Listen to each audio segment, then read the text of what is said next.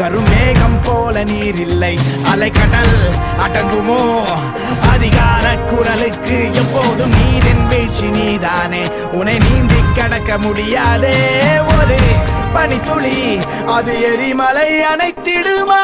வெட்டுக்குடியின் கூப்பாடு இனி நாட்டுக்குள்ள கேட்காது, இன முகவரி அது இனி விழித்திறந்திடுமே. வெட்டுக்குடியின் கூப்பாடு இனி